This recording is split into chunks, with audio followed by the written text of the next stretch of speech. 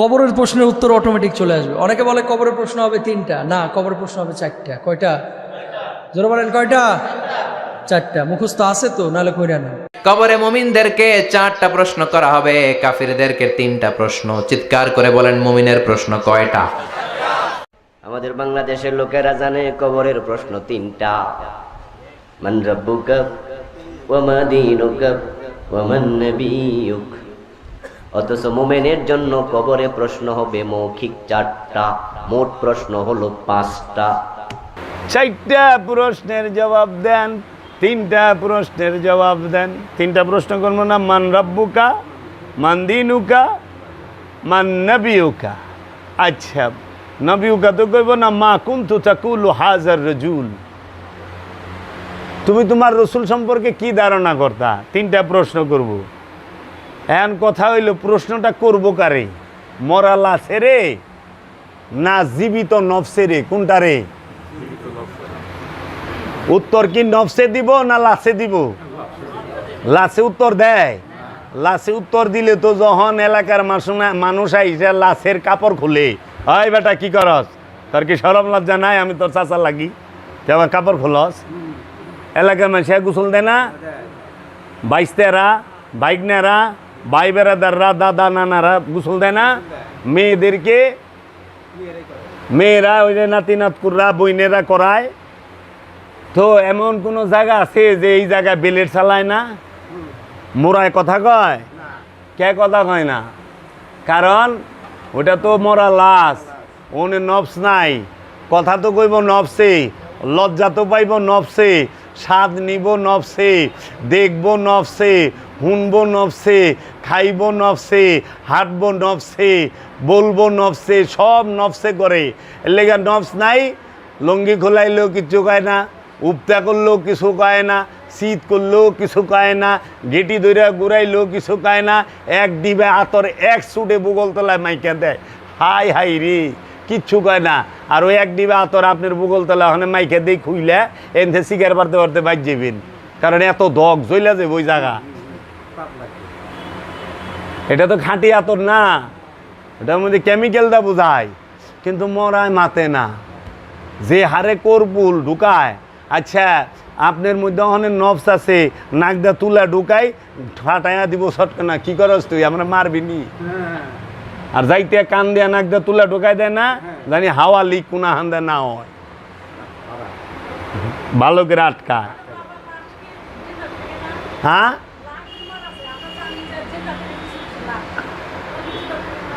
লাশ জিন্দা থাকবো কেমনে?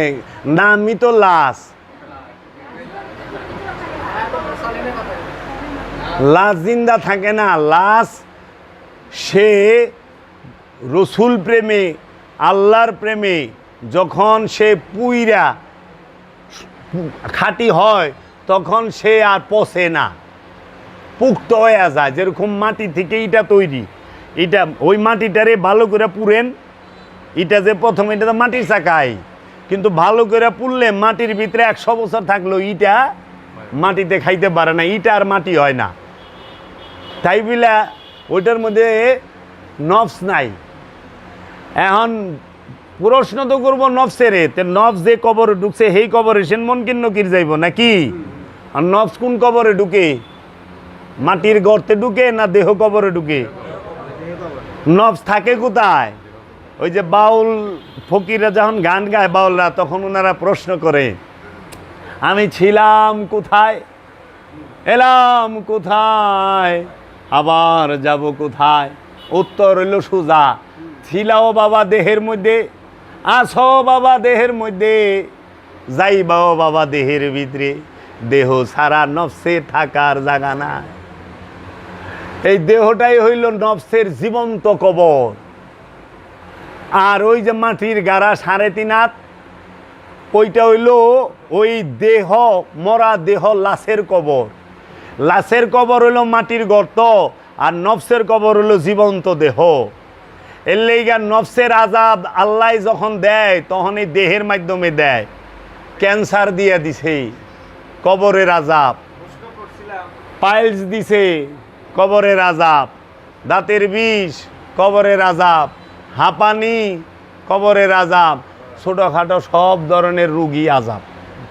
প্রশ্ন করছিলাম, উত্তরও দিলেন, উত্তর দিবেন ছিলেন অনেক কাক দেয়, কিন্তু গরুর ইচ্ছায় বাবা জাহাঙ্গীর একটু সহজ পথে চলে আসে।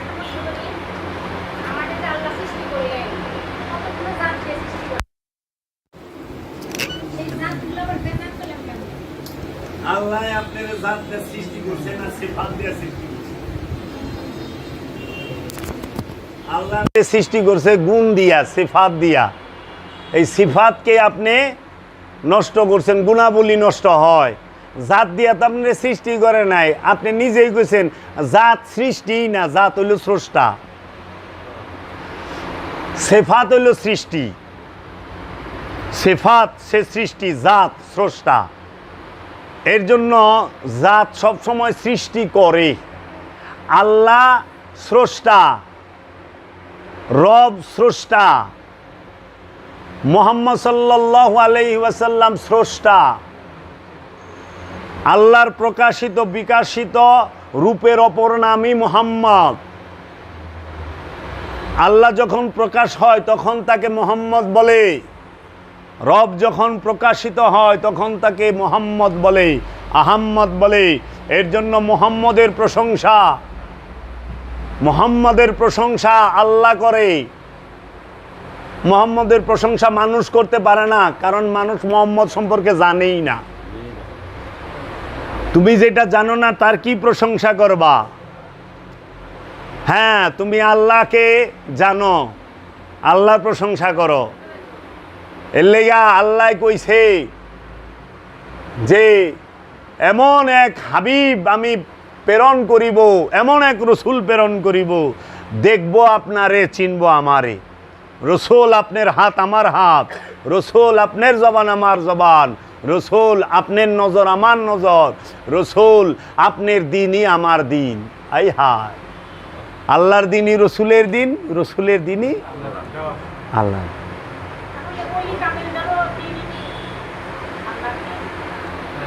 অবশ্যই তৌলিয়ে কামেল কারা? মৌলানা রুম বলছে পীরেরা জাতে খোদা এক না দিদ, নাই মুরিদো নাই মুরিদো নাই মুরিদ। পীরের জাত খোদার জাত, আল্লাহর জাত। পীরের জাতকে আল্লাহর জাত যে মনে করে না সে মুরিদই হইতে পারে না। দেখতে শুনতে দেহ আকৃতিতে মহানবী আরবের মানুষের মতোই ছিল, দেহ আকৃতিতে। তারও একটা নাক ছিল, আরবের মানুষেরও একটা নাকই ছিল, তাহারও দুইটা চোখ ছিল আরবের মানুষে। পার্থক্যটা কোথায়? নবী আর রসুলের মধ্যে পার্থক্য কিসে? দৈহিক আকৃতিতে? আরে না, ওইটাই হলো সীমিত সাধারণ পার্থক্য। পার্থক্য হইল জ্ঞানে আর গুণে, লক্ষ লক্ষ যোজন পার্থক্য। জ্ঞান আর গুণ, রসুল আল্লাহর জ্ঞানে জ্ঞানী, আর মানুষ আমিত্বের জ্ঞানে জ্ঞানী। আমিত্বের তো জ্ঞান না, আমিত্বের হলো খায়েশ। এর জন্য নফস আর রুহের রহস্য বুঝবার জন্য কোরআন সর্বক্ষণ তাগিদ দিছে। মানারাফা নফসাহু ফাকাদারাফা রব্বাহু। যে তার নিজের নফসকে চিনছে, কোনো সন্দেহ নাই সে তার রবকে চিনছে। আবার কোরআনে বলছে সূরা মায়েদার 105 নম্বর আয়াতে, ইয়া আইয়ুহাল্লাযীনা আমানু আলাইকুম আনফুসাকুম। হে আমানু, তুমি তোমার নফসের খবর নাও। আল্লাহ সূরা বাকারায় বলছে তানসাউনা আনফুসাকুম, তোমরা কেন তোমাদের নফসকে ভুলিয়া যাও। নফস সম্পর্কে 300-র কাছাকাছি আয়াত আছে। আমার কাছে 300 আয়াত আমার কাছে লেখা আছে, উঠাই না আছে। আমি যদি ইচ্ছা করি এখন এই 300 আয়াত একাধারে বইলা দিমু কোন সূরার কত নাম্বার আয়াত। কারণ জীবনের একটা লম্বা সময় এই রু নফসের এই রহস্য ঘাটতে ঘাটতে গবেষণা করতে করতে কাটছে। রুহ সম্পর্কে 21টা আয়াত আছে, লয়ে আইছি যে যদি এইরকম কোনো জ্ঞানী থাকেন একটু দয়া করে আইবেন, যদি শিখায় দেন আল্লাহর ওয়াস্তে শিখা যামু, আর যদি শিখায় না পারেন দয়া কইরা চুপ কইরা থাকবেন, শিখায় যামু। দেখা যেমন, কারণ সত্য আপনি চান, সত্য আমি চাই, আমাদের লক্ষ্য উদ্দেশ্য সত্যের। এর জন্য আমাদের উদ্দেশ্য কি?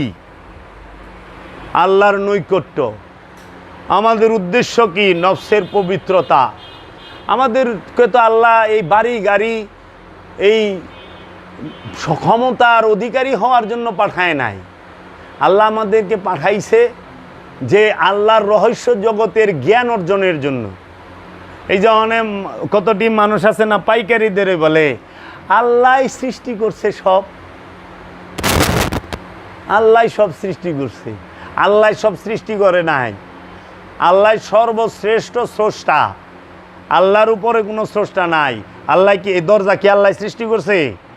এই মোবাইল আল্লাহ সৃষ্টি করছে? এটা মানুষে বানাইছে। আপনি যে জুতা পরেন, এই জুতা কে সৃষ্টি করলো? মানুষে করছে না? আপনি কাপড় পরেন, কাপড় তো আল্লাহ সৃষ্টি করে নাই। কিন্তু আপনার নফসটাকে আল্লাহ সৃষ্টি করছে, আপনার দেহটাকে আল্লাহ সৃষ্টি করছে। এইটা সৃষ্টি করার ক্ষমতা কেউর নাই। এর লেগে আল্লাহ হইল সর্বশ্রেষ্ঠ স্রষ্টা। আল্লাহ যা পারে অন্য কেউ তা পারে না। মানুষ যা পারে আল্লাহ কইলে আবার তা পারে না। পারে? হিটলার 2 কোটি মানুষ মারছে নিজের স্বার্থের লেগা। আল্লাহ কি মারছে? আল্লাহরে যে মানে না, হেরে কি আল্লাহ মারে? তাহলে তো অক্সিজেন বন্ধ করে দিত। এর লেগা আল্লাহ সব কিছু করে না, কিছু কাম শয়তানেও করে। এর লেগা আল্লাহ হেদায়েত করে উসিলা দিয়া, পথভ্রষ্ট করে উসিলা দিয়া। শয়তানের উসিলায় পথভ্রষ্ট হয়, আদমের উসিলায় আল্লাহওয়ালা হয়, তাই না? যে নফসের যে সাজা ভোগ করা লাগে রুহু দিয়ে, অন্য রুহুর মাধ্যমে না, রুহ দেয় নব সাজা ভোগ করবো কে? রুহ কি? দেহ দিয়ে তো নফস সাজা পুনর্জন্ম। এই যাইছেন পুনর্জন্ম, যেমন আমার নফসটা অতীতে কয়বার আসছে গেছে। পুনর্জন্ম কার হয়? খান্নাস পুত্র যে নফসটা মৃত্যু মানে সাবৃত্ত। হ্যাঁ, এর পুনর্জন্ম। পুনর্জন্ম হইল দেহের, আর পুনরুত্থান হইল নফসের। জনম আর উত্থান দুইটা গুলো এক বিষয় না। উত্থান তার হয় যে আছে, দেহটার অতীতে অবস্থানটা করে। ওই যে কয় না, আমরা সব নফস করলে একদিনে সৃষ্টি হয়েছি, তাই না? অনেক বড়কে দাদায়, তার ছোটকে বাবায়, তার ছোট আমি। এটা হলো দেহের দিকে, আসা যাওয়ার দিকে, আসার দিকে ছোট বড়, যাওয়ার মধ্যে ছোট বড় নাই। অনে দাদার আগে নাতি মরা পারবো না, এটা গুলো নাই। কিন্তু দাদার আগে নাতি জন্মায় পারবো? তেল লেগা আহার সিরিয়াল আছে, যাওয়ানের সিরিয়াল নাই। আচ্ছা, তারপরে আবার দেখবেন যে এই নফস সে কখনোই একবার সৃষ্টি হয়, বারবার নফস সৃষ্টি হয় না। নফসের উন্নতি এবং অবনতি হয়। নফস উন্নতি সাধন করলে লাওয়ামা হয় আম্মারা, আম্মারা থেকে লাওয়ামা, লাওয়ামা থেকে মুতমাইন্না, মুলহেমা ওয়াহেদান। কিন্তু নফস নফসি, একবার মুক্ত হয়। নফস যত ঊর্ধ্বে যাক, নফস কিন্তু রূহ হয় না। নফস আল্লাহময় হয়। যেরকম লোহা চুলার ভিতরে দিছেন কামারের, ওরে হিট দিতে দিতে এমন গরম হইছে, দেখতে মনে হয় যে আগুন হয়ে রয়েছে, কিন্তু গেলে লোহাই। ওরে বাইর করে রাখেন, দেবেন এক সময় ও ঠান্ডা হইলে ওর আগের রূপেই আইব। এর জন্য নফস নফসি, সে যত ঊর্ধ্বে যাক। এর জন্য নফসকে কি বলা হয়েছে? পাত্র। নফস সে আল্লাহর মধ্যে ফানা হইব, রবের মধ্যে ফানা হবে। এর জন্য ওই যে জাত আর সিফাতের রহস্য, ওয়াহেদার আহাদ, এক আল্লাহ, অগণিত কোটি কোটি মুমিন। আমরা সিফাত, আল্লাহ জাত, কোটি কোটি মুমিন। আল্লাহ একজনই, কোটি কোটি মুমিনের মধ্যে প্রকাশ বিকাশ। রূহ একটাই, কিন্তু নফস অনেক। এই সকল পবিত্র নফসের মধ্যে এক রূপ প্রকাশ হয়ে রয়েছে। যেরকম বুঝার জন্য বলি, লক্ষ লক্ষ মোমবাতি কিন্তু ওইটার মধ্যে আগুন কয়টা, মোমবাতি কতটি? ঠিক মুমিন এইরকম লক্ষ লক্ষ, কিন্তু রু একটাই মুমিনের মধ্যে প্রকাশ হয়ে রয়েছে। মানে যেই মোমবাতি আলো লয়ে বইরিস ওইটাই জ্বলন্ত প্রদীপ। এর লেগে একটা মোমবাতি থেকে যদি আপনি 1000 মোমবাতি ধরান, ওই যে মোমবাতি প্রথমে ধইরা ছিল ওর কোনো আলো বাড়বেও না কমবেও না, ওর নিববেও না উফিরা জ্বলবেও না। এর জন্য নফস পরিশুদ্ধ হলে কি রূপ উৎকার হয় না? হ্যাঁ, রূপ উৎকারের মূল শর্তই তো নফস পবিত্র হইতে হবে। মানে আপনি প্লেট পরিষ্কার না থাকলে কেউ খাওয়ান দিব? যে খাবার দিব বললেন নফস নফসি নফসি জি হ্যাঁ, আত্মাটাই রূহ। রুহের বাংলা কয় আর কি আত্মা।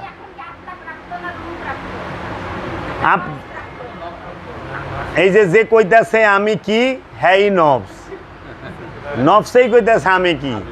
ওই যে কইতাছে না যে জীবনটা কি বুঝলাম না, যে কইতাছে হ্যাঁ জীবন। এই জীবনের নিকটে রূহ আছে বীজ রূপে। যেরকম আমাদের প্রত্যেকের দেহের মধ্যে যৌবন আছে না? হ্যাঁ, কি রূপে আছে? গোপন রূপে না? ভরপুর যৌবন, যৌনতা ভরপুর উঠা রইছে। বুঝতে দেই কই রে? না, যৌনতা হলে উত্তেজনাকে বলে। যৌবনের উত্তেজিত রূপটাকেই যৌনতা বলে, যৌন শক্তি বলে। তো যৌবনের মধ্যে যৌনতা যখন প্রকাশ ঘটে তখন কি আমরা কেউ বুঝতে দেই? কেউ বুঝবার দেয়? বুঝারই কাজে না, ইমুন আলা বলা সাইজা থাকে, ভাজা মাছটা উল্টা খাই পারে না। এটা হলো গোপন, গোপনেরও গোপন রাইখা দিছে। ঠিক সব স্থানে যেগুলা সূক্ষ্ম থেকেও সূক্ষ্ম সেগুলোর গোপন করে রাখছে। প্রেম গোপন, যে যারে প্রাণ দিয়া মহব্বত করে হ্যাঁ তার সামনে প্রকাশই করে না, বিরোধিতা করে, আমি তোরে ভালোবাসি না যা। আর যে নাকি মনে করেন মতলবালা, হ্যাঁ খালি সামনে আইবার কব আমি তোমাকে ছাড়া বাঁচবো না। দেখেন না সুর সুরটা জামাই আছে না, কত বাইরা কাম করে আইছে বউর সামনে, কে সাধু সন্তোষালী, একদম কিচ্ছু বুঝে না। আসলে না, ওইল প্রেমে চরম প্রেম যার মধ্যে থাকে, হ্যাঁ সব সময়ই অভিমানে বয়ে থাকে, রাগে না, অভিমান। আমার অভিমান ভাঙ্গাও দেখে জাগতিকের মধ্যেও যে যারে সবচেয়ে বেশি ভালোবাসে সে খালি অভিমান করে। পান থেকে চুল খসলেই অভিমান, হ্যাঁ কেউর সামনে যায় পারবো না, এর সহ্যই হয় না, আমি যাবে না, হারানোর ভয় থাকে। এইটা হইল অনুরাগ, প্রেমের গভীর রূপ থাকে। এর জন্য ওই রকম ভক্তরা সব সময় চায় যে আমার পীরের কোনো মুরিদ না হোক, আমি একা থাকুম। হ্যাঁ, এলে শয়তান কি চাইছে, কেউ আল্লাহর জানি না হয়, ও একা আল্লাহ রইব। ওর দুঃখটা লেহে নে, আল্লাহ তুমি আমার থাকবা, আমি তোমার আর কেউ রইতে দেব না। ওইটাও প্রেমের একটা রূপ। বা গো শয়তান হইবার গেলেও যোগ্যতা লাগে, ফার্স্ট ক্লাস কথা কোনই যাইব না। তাই রবি ঠাকুর বলছেন, আমি জেনে শুনে বিষ করেছি যে পান, প্রাণেরও বিনিময়ে সপেছি যে প্রাণ।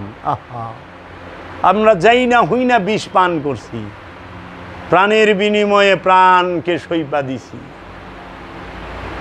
আমার জীবনেরও একটা জীবন আছে, এই জীবনের জীবন আমার স্রষ্টা।